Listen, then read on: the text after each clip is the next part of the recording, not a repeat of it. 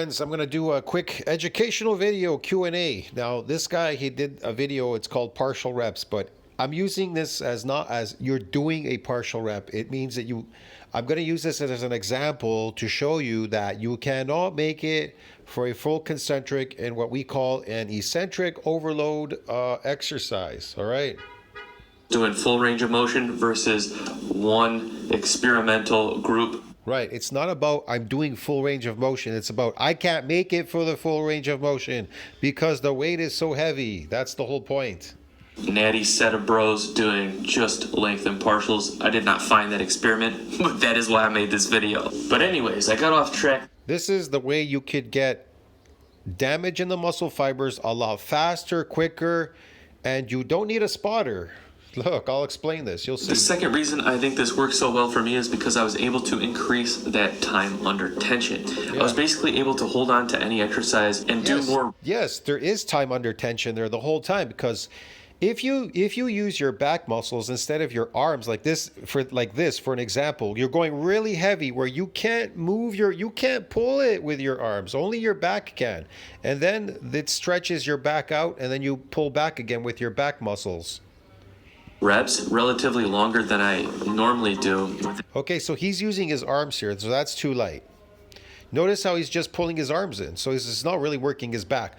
But at the end, he will work his back. His arms will be extended. Watch. I give an exercise doing a full range of motion. So even in the length and partial position, I was able to just hold that. Right there, that last part was pretty good. He was almost like pulling it back, yeah. Okay, so time under tension, eccentric. See this right here at the bottom? You're pretty much, it's so heavy that you can't make it up for a full concentric. That's the idea of an eccentric overload exercise. More time under tension. And third, as you guys see the difference? You see the difference how he's doing an eccentric overload? You go up and you go down. You can't make it for a full concentric. A lot of guys in the gym, they go concentric and then they end up here and then they go back up to the top again. They don't even do the eccentric part. Saw even with this more time under tension, I was... There you go. Look at this. The whole stack, right? 220 right there.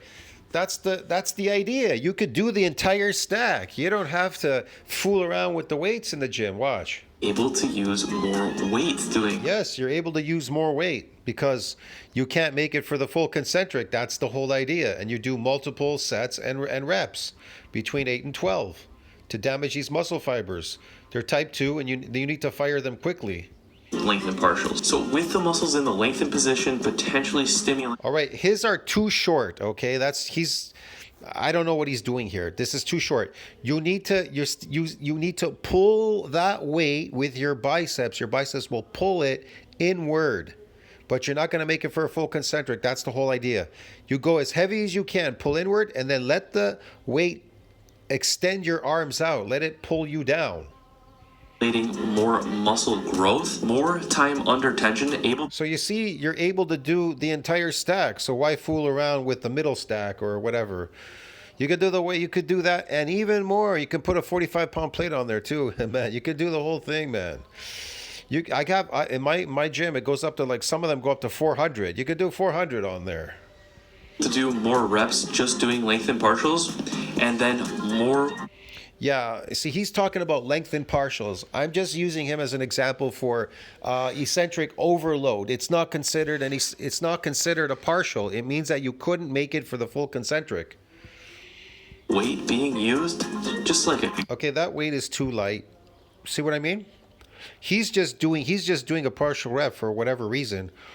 But we're doing it because we can't make it for the concentric. That's the whole idea. That's called an eccentric overload. It means that you cannot make it all the way up to the top with that heavy weight. Now, I posted something in my community section. There's one guy. He's got spotters and they're putting on weight as he lowers it, but they're taking off the weight so he could go back up to the top again. See what I mean? So he's getting a full eccentric. That's the difference. Concoction for muscle growth, right? Well, as you did see, the first problem I just showed you guys and I mentioned is remember, you're always going to be stronger on your pulling. Your pulling motion is always going to be stronger than your pushing motion, always. The fact that just training length and partials, well, you just get good at doing length and partials. When you do have to go through the full range of motion, well, from my experience, it felt a little weird. Also, another thing that I kind of mentioned throughout this experiment that Yeah, I don't do it like that. I just use my whole body weight to pull this down, and then I let my lats, let the weight pull my lats up. You allow the weight to pull on your muscles. See what I mean? You pull, but you allow it to pull back with gravity. could be a downside to doing this This is too short. You have to pull it all the way down. I don't know why he's doing that. is with some exercises, specifically compound exercises, it Yes, with some compound exercises. just sometimes it doesn't feel like you're actually active. Yeah, because he's not doing it right. You do it to the point where it's very difficult. The difficulty is very hard. You pull extremely heavy. You pull down with your body weight and your legs. You pin him there and you pull him down. I showed a guy in the gym how to do this, and he was still mesmerized how I was able to do it.